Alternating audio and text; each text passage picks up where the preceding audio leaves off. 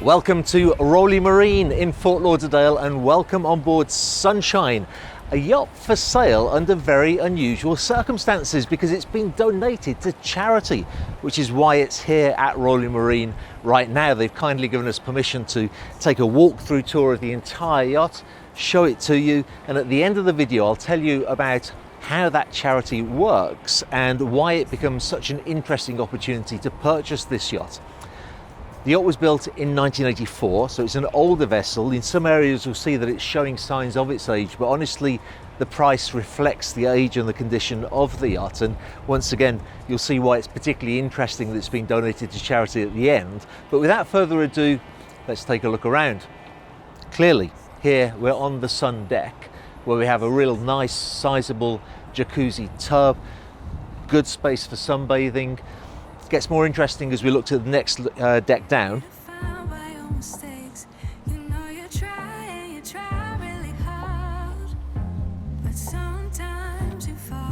Because this deck for a 124-foot yacht is really quite astonishingly big. As you can see, there's more space here for sunbathing, for dining, big crane there to be able to handle that tender. But that's not the only water toy, let's say, on the yacht, because if we walk around here, you'll see even more space.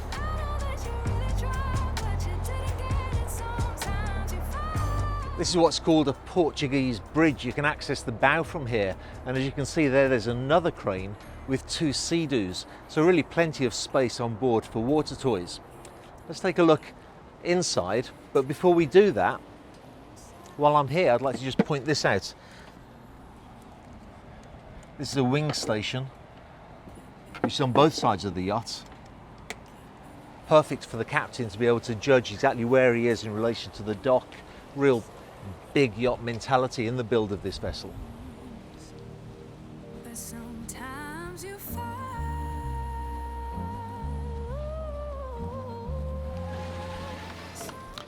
Now inside, in my opinion, she shows her age rather less, because this is really lovely and comfortable. Nice carpet, nice seating area, proper sky lounge where you can enjoy your surroundings.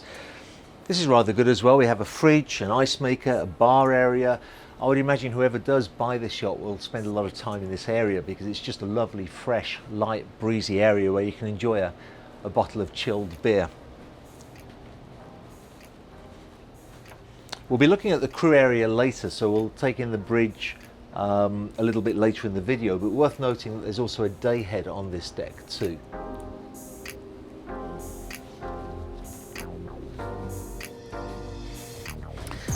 And on the main deck, the layout is really quite unusual, but it works well. If we can move forward here, there's a stairwell just before the galley.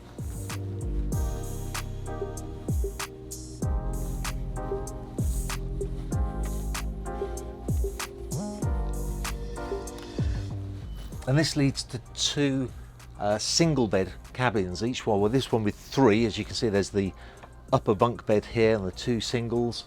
Really nice wardrobe space too, and a good, spacious, clean, functional bathroom as well. In between the two cabins, we have a little technical area. There's a little bit of storage in there, and there's a circuit breaker panel as well. And then here again, in this second cabin, we have the three single bunks, good wardrobe, more storage space. You've got the television set here as well, and again, a nice, spacious ensuite bathroom. So this is a good area actually for keeping children in their cabins, or sometimes when you have a load of guys all go away for a week, for a boys' week away, it's good to have this option as well, so you can get more of your friends on board. It's been suggested that this would be a very good charter yacht, and I have to agree with that. You'll see more of it as we look at more of the layouts, but there are plenty of options for the sleeping accommodation.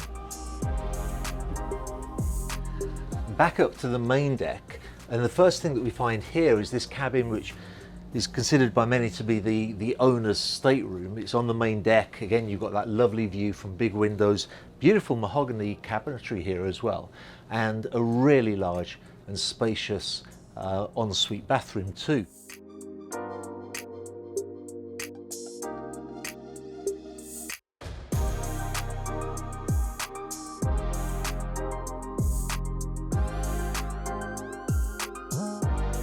But let's move further aft because there's a few surprises here.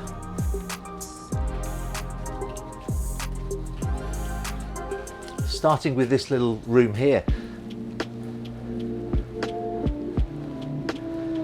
I have to say I really like this area because many viewers of the YouTube channel dream of cruising the world in their yacht. This is a good size yacht to do that in at a very sensible price, and again we'll be talking about that in a few moments. But I can well imagine people spending a lot of time cruising the world on their yacht. This would be a lovely area to sit and get your photographs and your videos and make private phone calls that you may need to make, do any business, keep in contact with the company that you're running. It's just a really useful space that you don't see very often on yachts, especially not of this size.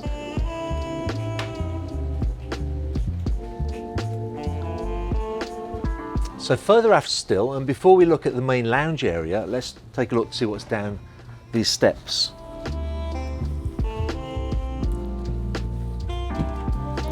So I mentioned that the main deck stateroom is considered as the master stateroom, but actually take a look at these two cabins here.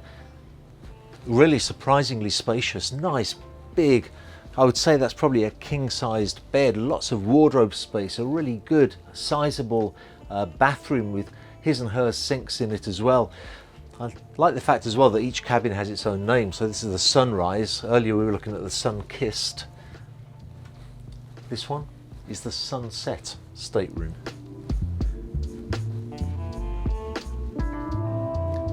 And again, a really lovely sized cabin. One of the things I want to mention actually is that on some of these older yachts, the air conditioning can sometimes be very, very noisy. We've got the air conditioning running now and you can hardly hear it at all, which is very impressive. And again, we've got this lovely mahogany cabinetry, again, lots of wardrobe space, lots of storage space, and again, that large ensuite bathroom.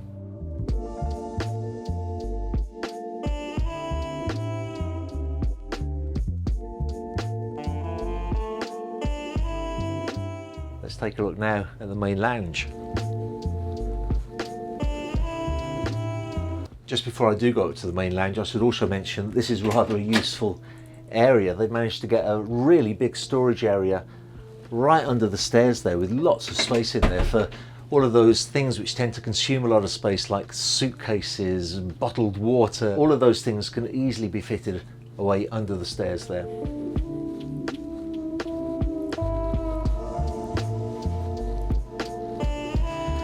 I do like the layout of the main lounge area. Beautiful seating area, very comfortable, lots of natural light in here as well. This is a beautiful table, and it's good to see that they put a glass protective cover on top of it, because that will prevent the wood from getting damaged, but at the same time you can appreciate the craftsmanship really of a table like this. And this is absolutely full of chinaware, crystalware, all of those things that you're going to need, so that if you do buy this yacht, you've already got a lot of those supplies that come along with it. And finally, as we look at the guest areas, let's take a look at the aft deck. And so we're on the aft deck, again a nice spacious area, those tables look in excellent condition, beautifully varnished, nice comfortable seating area, more refrigeration space. It's a beautiful laid out yacht. It was built in 1984, but nonetheless still very, very usable today in a modern market. What about the crew areas though? Let's start with the bridge.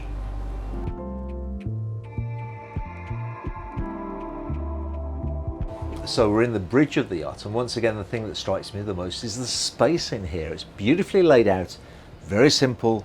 The instruments are all working. You've got your radar, your GPS. I can see two closed circuit television screens here as well.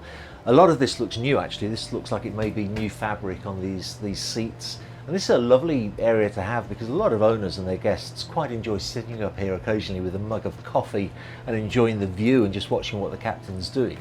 And on the subject of the captain, he has a really good sized cabin here behind the bridge, which is where many people prefer to have the captain's cabin. His own ensuite bathroom, shower in there, a sink in with the cabin itself, very functional. Let's take a look at where the rest of the crew are.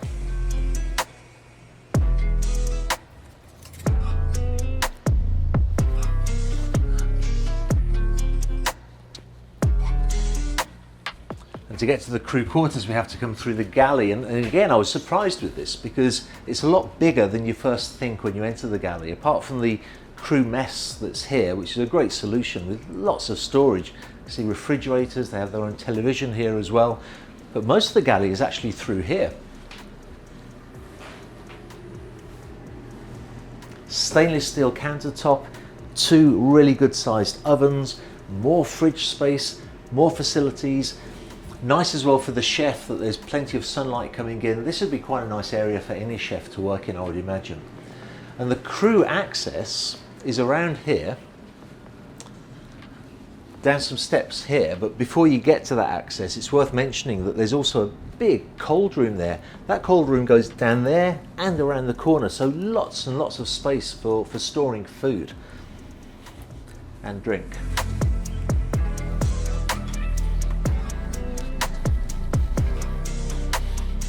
Fairly simple layout here with 2 cabins with 2 bunks in each one and a bathroom here. We have a washer, a dryer, a decent laundry area actually, and a second, or rather a third cabin here. So together with the captain's cabin on the bridge, you can get up to 7 crew on this yacht. Now let's take a look at the Lazarette.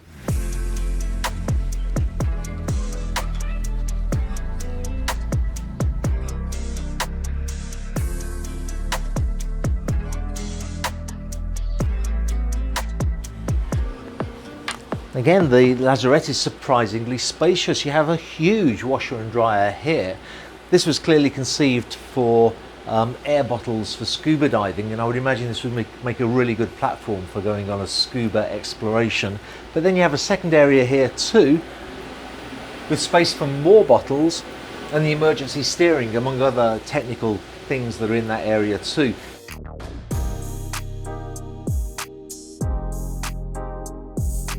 I did think that access to the engine room would have been through here, and funnily enough I sent one of the video crew earlier to film the engine room, and he came out of here saying there's no engines. So we then found out where the access is. I'll show you now.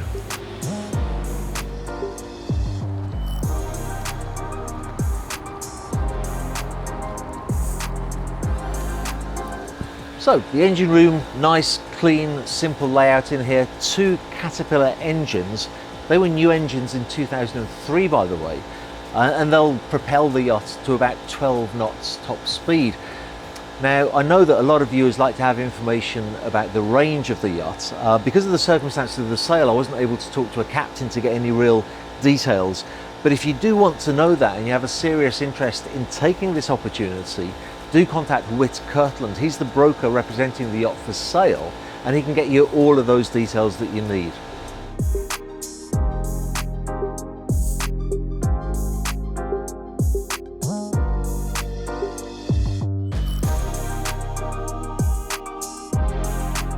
But what about that charitable donation that I mentioned at the beginning of the video? Well, this yacht was donated to the Save the Sea Turtle Foundation. I'm going to put a link to that in the description below because it's an interesting foundation. They had the very intelligent idea of allowing yacht owners to donate their vessels. Just a quick word about the charity itself, because I did a little bit of research on it and I found out that the sea turtle is actually an endangered species along with many others, and it's what's known as a keystone species. That means it's really important to the balance of the planet's ecosystem. So that said, yacht owners are allowed to make the donation to that charity. They have certain advantages as an owner who's made a charitable donation in the United States. But for the buyer, the advantages are really interesting. First of all, clearly you have a motivated seller. Clearly it's going to be a more straightforward process of purchasing the yacht than when you get somebody who's maybe expecting a little bit more for the vessel than what it's really worth. But also you're able to put approximately 1/3 down as a down payment and then do a lease to own system. Now that means that for 36 months you can pay the second third with interest-free payments. And then finally you make the balance payment of the last third. I don't know of any other circumstances that you can buy a yacht in that way. It makes Sunshine a particularly attractive proposition.